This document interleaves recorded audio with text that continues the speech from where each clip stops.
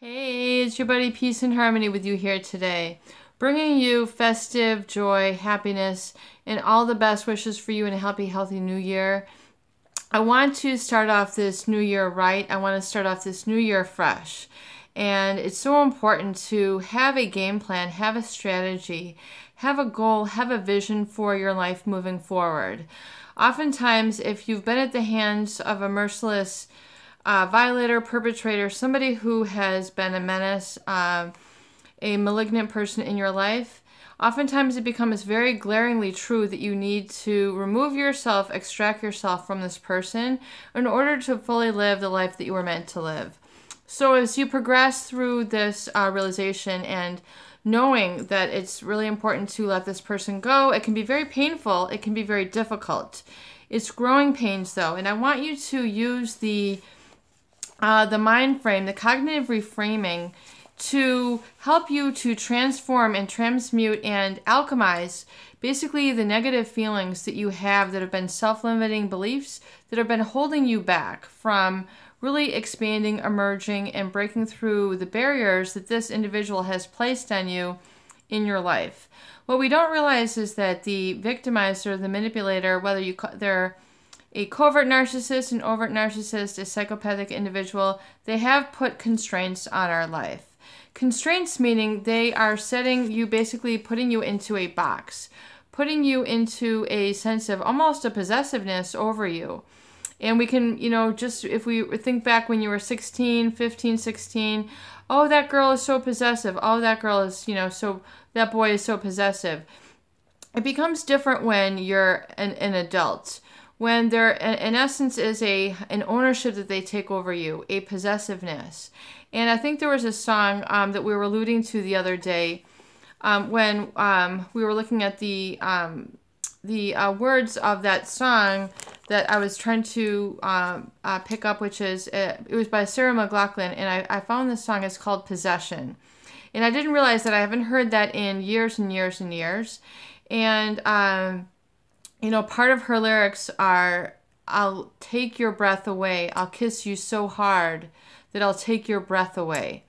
And, when you talk about love and you talk about passion, you really, it's okay to experience the throes of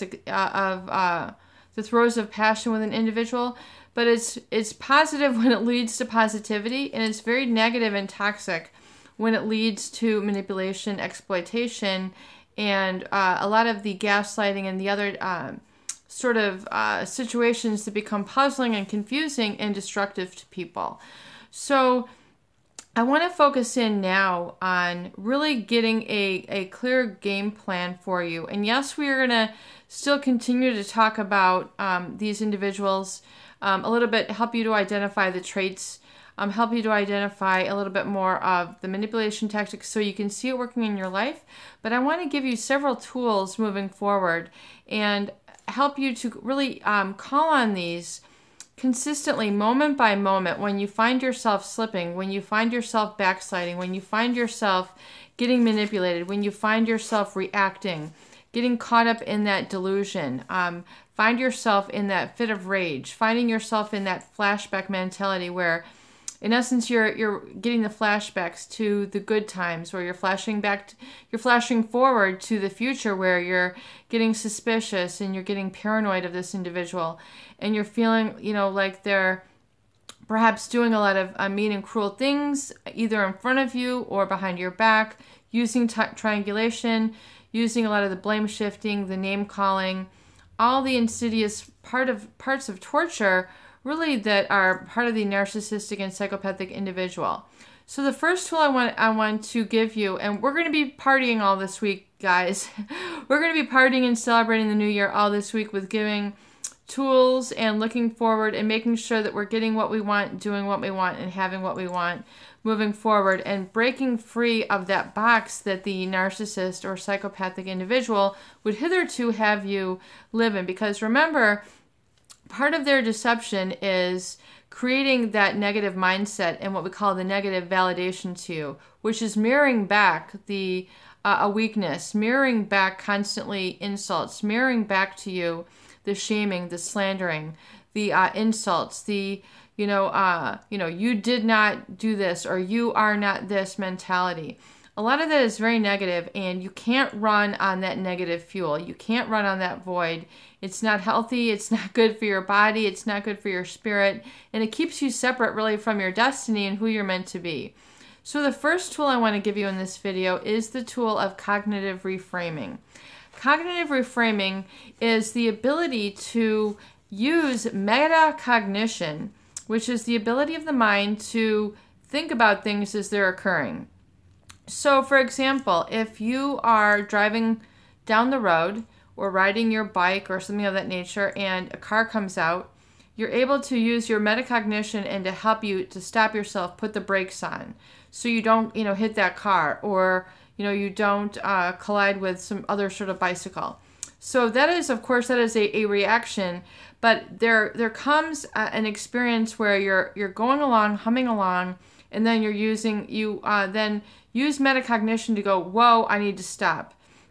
And it is the very important tool of metacognition that I want you to get out and use more and more when you are dealing with a toxic person in your life, as well as dealing with the negative impacts that they have created in your life.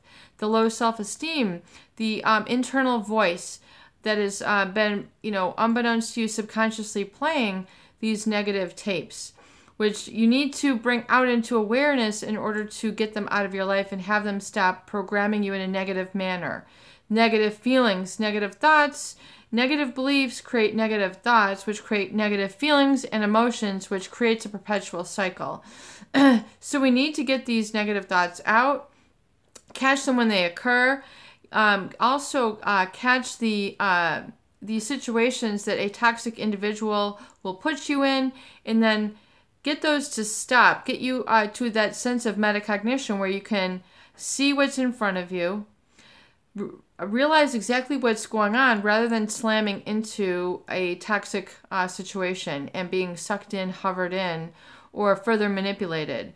The goal of metacognition is to help you reframe and assign a new meaning to that situation. So, as we've discussed here before, oftentimes the narcissist, the psychopath individual, has been over-idealized in your mind.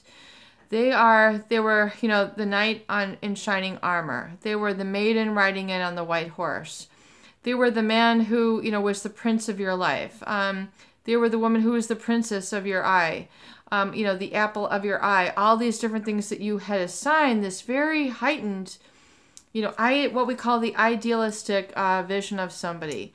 And it's now time to use cognitive reframing to kind of bring them down to size a little bit. And as scary and as difficult as that is, it's very important to do, because oftentimes after the honeymoon phase, or after, as time progresses, people do change. People either grow together or they grow apart.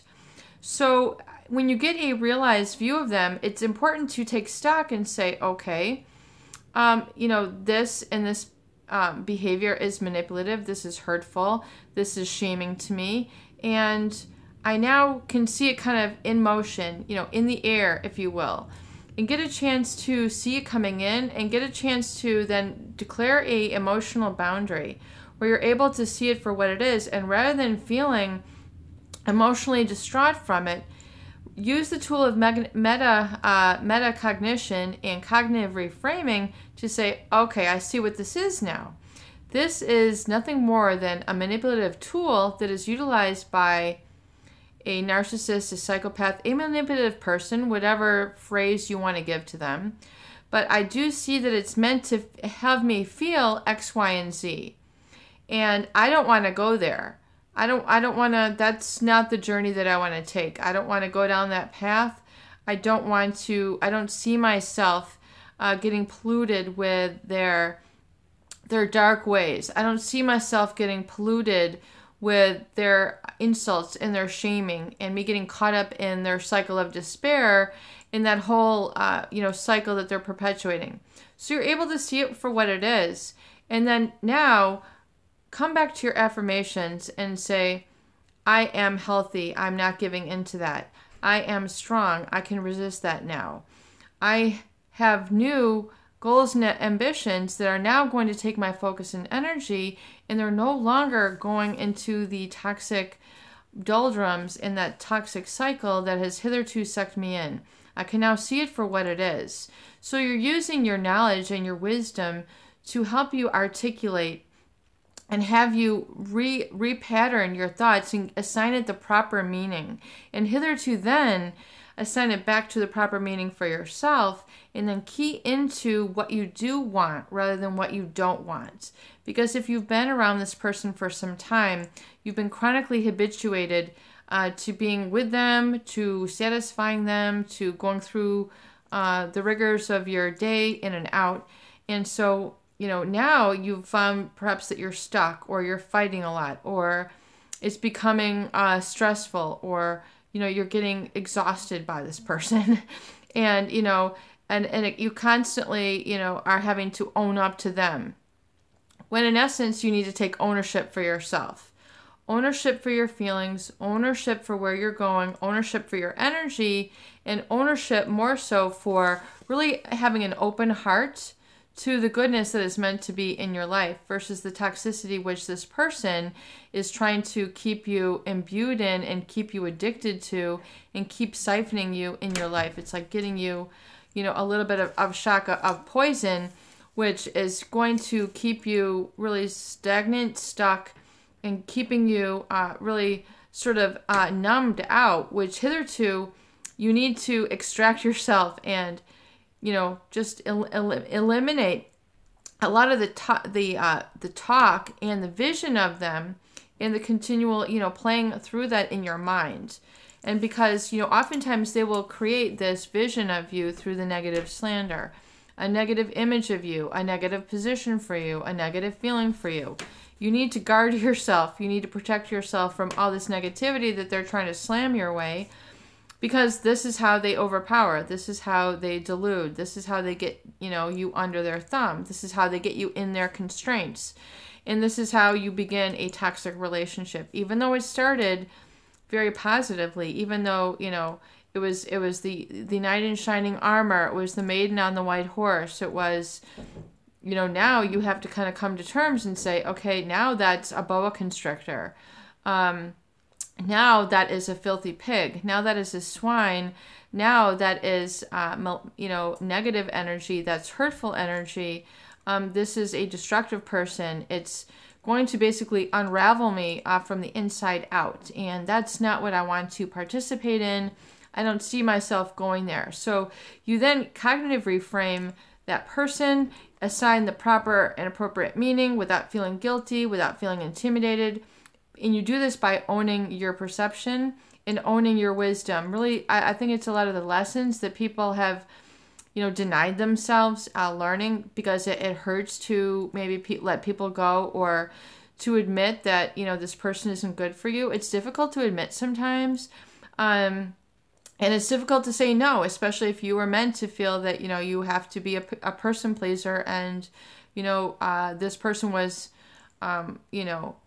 you felt this obligation to them. But it's okay to break those binds. It's okay to break those chains, because sometimes people get habituated into being constrained and constricted, and that's not very healthy. It's going to keep you weak. It's going to keep you small. It's going to keep you feeling pathological anxiety, pathological depression that is very difficult to break free of. So I invite you to break free of those through the tools of cognitive reframing. And furthermore, use these tools in the cognitive reframing for how you feel about yourself. So for example, when you start to feel good, being on your own without this person, and you say, oh my gosh, this feels liberating, or this feels scary, but I'm going to go ahead with my life and do it anyway. This might be sad, but I'm going to live anyway. This might be difficult, but I'm going to be strong anyway. This might give me tears, but I'm going to woman up. I'm going to man up anyway. I'm going to keep my head up, and I'm going to keep my eyes focused on what I want. And I'm going to go, and I'm going to have faith, even though I can't see my future, even though I can't, I don't have, anyone there for me now, I do have faith. And the faith is something, even though I can't see it, it is something I have, and it's something I have in my heart and in my gut. And I'm going to hang on to this faith, and I'm going to do and call an act of faith throughout these tough moments of my day. So cognitive reframing, and it gives you the chance to, when you're having your moments of being down, of dispelling, your, feeling low, I don't deserve to, catch yourself in the I feel I don't deserve moments, or I can't moments, or I'm not good enough moments. Catch yourself, use cognitive reframing and go, yes, I am good enough. Yes, I am worthy. Yes, I do deserve. Yes, I am born to be free. Yes, I'm born to be an open communicator. I'm born to fulfill my happiness and actually fulfill my life purpose. And it's okay. I now give myself permission to let go of people who don't want the same for me, who want to keep me in a box, who want to keep me toxic, who want to keep me down, who want to, constantly insult me because it makes them feel better. It's okay to let these people go. It doesn't make you less of a person. It doesn't make them more of a person. It's just part of the effects of life. And this is perhaps a new lesson that people need to learn. And I invite you to use these tools. And furthermore, in the tools that we're going to be discussing in the Recovery Journal, I'm going to show you how to use these really moment by moment, day by day, so you can call upon these, because, happiness and fulfilling your happiness does take a discipline. It's not like you just wake up every day, and it's just, you might feel wonderful, having a good rest, but you need to continue to cultivate these positive feelings, these affirmations, this cognitive reformatting. You have to take power of your thoughts. Your thoughts, which, help you to define your belief, your faith in your higher power, the I believe, I am saved, I am connected, I am part of God, I am part of the supreme being, I am connected to that which is all knowing, I'm connected to that which is all wise. So these affirmations, which you need to, say these, you need to make an effort, and it's worth it, because it's for you. It's going to create an experience of faith which cannot be shaken, which cannot be rocked. And so that is the part of the longevity, and looking forward for the remainder of this year, is that I want you to realize that this is going to have long-ranging positive effects in your life, which don't wear out. So once you are able to really utilize this effort, it's going to pay you back tenfold, 20-fold, 100-fold, and it's going to help bring you not only more positive thoughts, emotions, and experiences, but it's going to help you let go of a lot of this constriction, tension, negativity, and darkness and heaviness that toxic, manipulative, and really power-hungry people seek and really project onto people who they call their supply. Peace and harmony with you here today. Thank you so much for your viewership, and please stay tuned for more great tools, videos, discussion, and support. I'm going to be developing some answers to viewer questions, particularly on the Recovery Journal, and how to plug into those tools that really can bring you a brilliant new year.